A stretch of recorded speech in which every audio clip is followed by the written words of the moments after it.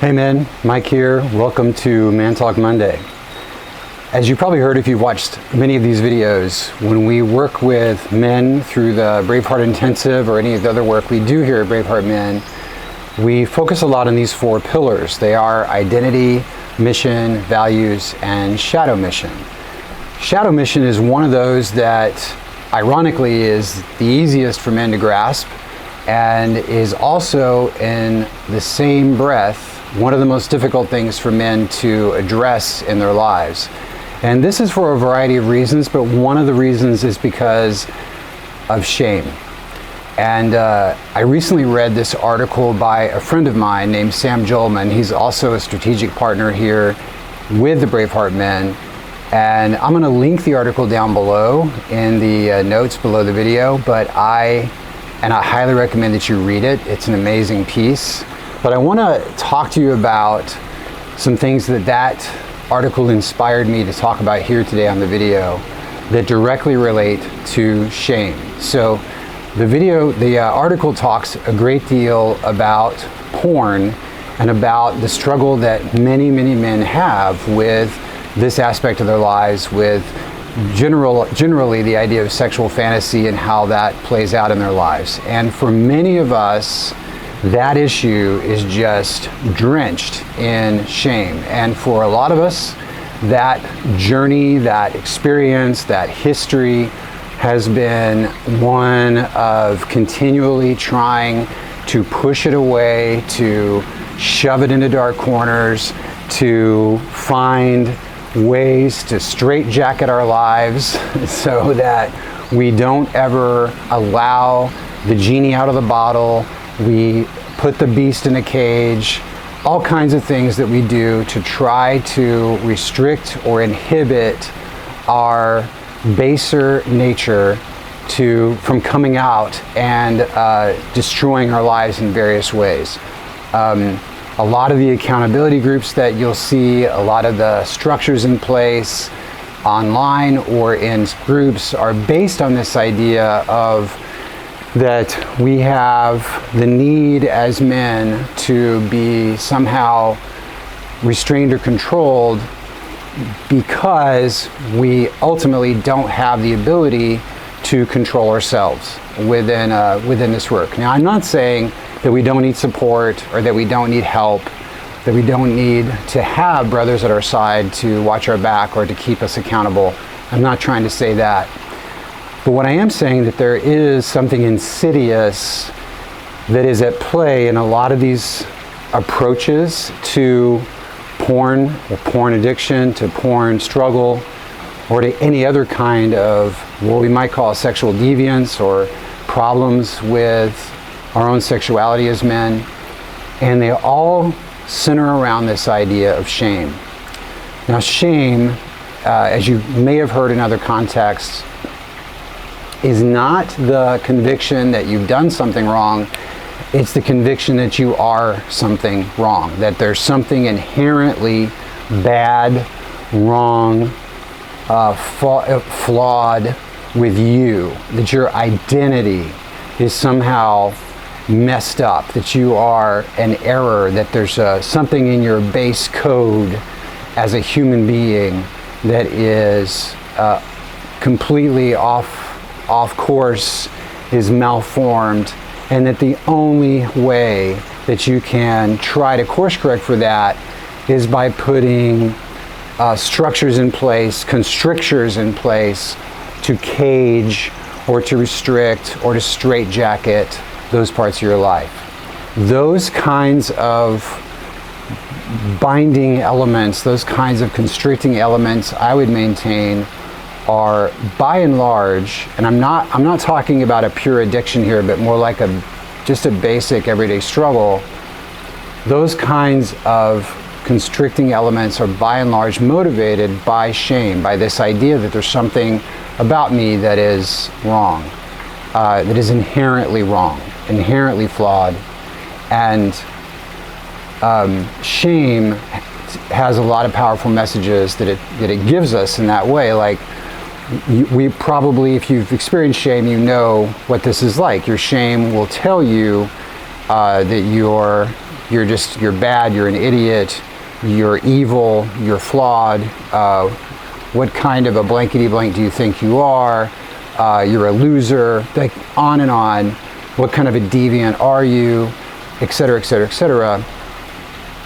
And then it will tell you that you're gonna have to get this crap in order. You're gonna have to buckle down. You're gonna have to work twice as hard. You're gonna have to really crunch and white knuckle your way through this.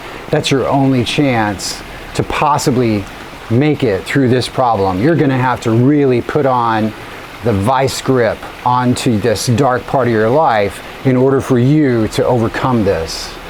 And I'm here to tell you that those messages that are about constricting, containing, controlling, white knuckling, in any way kind of clamping down in a way that is punitive, in a way that is shame drenched, are lies.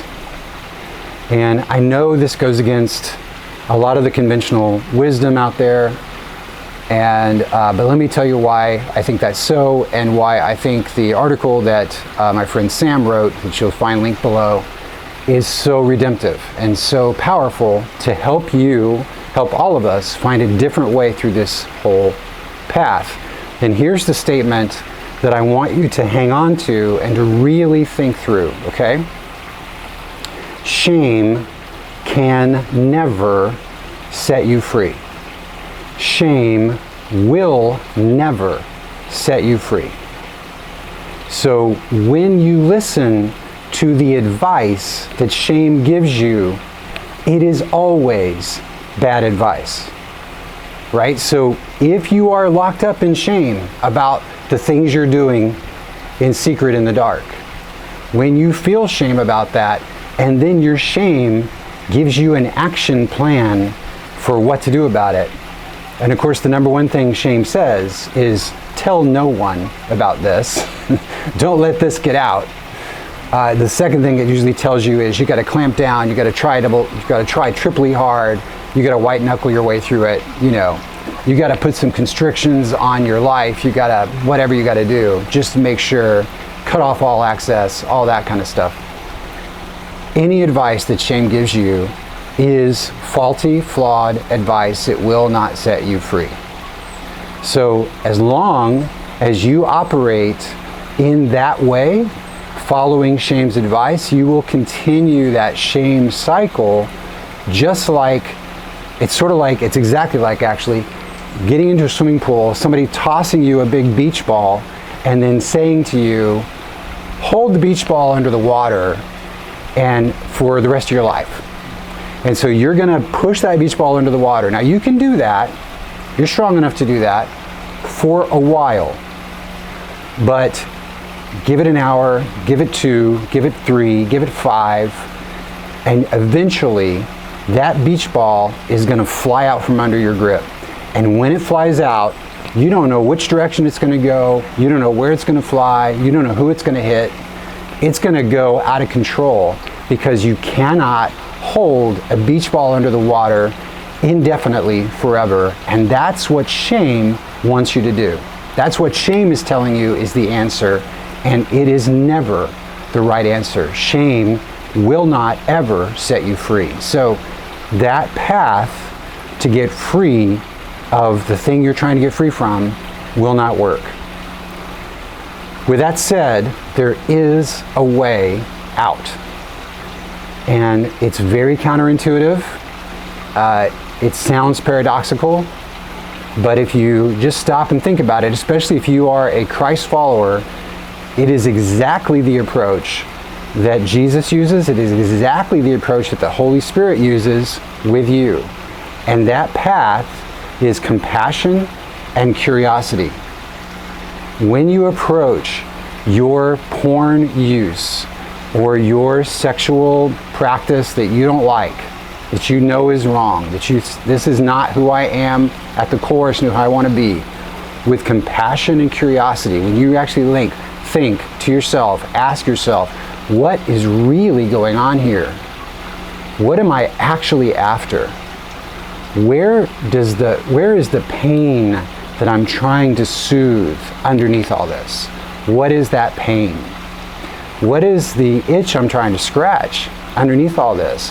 What is the need that I'm actually trying to meet in this illegitimate way? What is the legitimate need that I'm trying to meet in this illegitimate way? When you start asking those kinds of questions from a place of compassion, not accusation, not interrogation, but compassion and curiosity, you begin to find a new path, a different way to move through and out of this entire ridiculous cycle of being trapped in your own pattern that you don't want to be in around your sexual behavior, around your sexual thoughts, around anything related to porn or any of that stuff. Shame is never the answer. So I'm not going to go through the whole article that Sam wrote. I encourage you to read it. Follow his advice in that article where he talks about how to do this specifically. But I'm just going to leave with you here that basic idea that the path of restriction, the path of constriction, the path that shame would have you follow is not the answer. So the first thing that compassion does is takes off the shackles and move towards your own heart with gentleness and compassion. The second thing it does is it brings what is in the darkness out into the light. So you begin to find a trusted brother, find some trusted brothers to tell everything to. Everything that you're hiding in the dark, bring it into the light. Boogeymen thrive in dark closets, but when you bring them out into the light, suddenly you find they're mostly smoke and mirrors. And what is there is now something that you can deal with. And when you have your brothers with you to look at it together from a place of compassion and curiosity, you begin to find your answers. And also, you will also inspire your brothers to do the same, to not engage their own shadow from that same place of shame. Shame has never been the answer for finding your deliverance from anything regarding a place that you feel trapped or stuck or in chains. Shame does not set you free. This is one of the key things that I want to obviously get across to you today. I myself spent years locked up in the shame cage, trying to believe, or did believe, and trying to follow shame's advice. And it took me years to finally figure out that I was following the voice of shame almost like an idol in my life. I listened to God, I listened to the Bible, I listened to the Holy Spirit, but then I also listened to the voice of shame. And when the two were in conflict, I followed the voice of shame. And for years and years and years, when it came to anything related to porn, anything related to my sexual identity, anything that related to my sexual thoughts, shame was, for all intents and purposes, the God that I served. And it was only when I finally dethroned shame, when I finally said to shame, you're not the voice I want to follow. You're not my God. My God is my God. And He comes to me only with the voice of compassion, the voice of curiosity, the voice of love, the voice of forgiveness. And I'm going to trust that voice. Then suddenly I began to learn that it's through love and compassion and curiosity that I would find my way out of the things I felt trapped in. It says in Scripture that it is the kindness of God that leads us to repentance. It is not the harshness, not the shame, not the condemnation. It's the kindness. The fact that Jesus died on the cross as an act of compassion for the world is the door through which all of us find our redemption. That is the very basis of everything that we believe. If you are a Christ follower, it's the basis of everything we believe as Christ followers. Would it not follow then that for every area where we are trapped or feel trapped in some kind of a sin cycle, then the same would apply? So for this, I just want to encourage you to read that article. Sam, I know, is a part of a network of a lot of therapists like himself who work with men. You can reach out to him. I know his plate is pretty full, but he also has access to many others. There's another organization I'll also link below who are great at this work. They're called ReStory Counseling. I'll link them below as well. These guys are great at helping men work through this particular struggle, and I know that they can help you find a way to break out of this shame cycle, get free of it, and find a new and redemptive path out of this particular struggle in your life. I know it's a big struggle for a lot of men, many men in all walks of life, and it's time for you to find a way to get free of it and let it not be anymore the monkey on your back. It doesn't have to be. It doesn't have to be. It can be a place of great victory and redemption and overcoming for you as a man. So that's the simple message I have for you today. I want you to be free. I know it's possible, and I know you can do it. So there you go. Have a great rest of your week, men. I look forward to seeing you in another Man Talk Monday.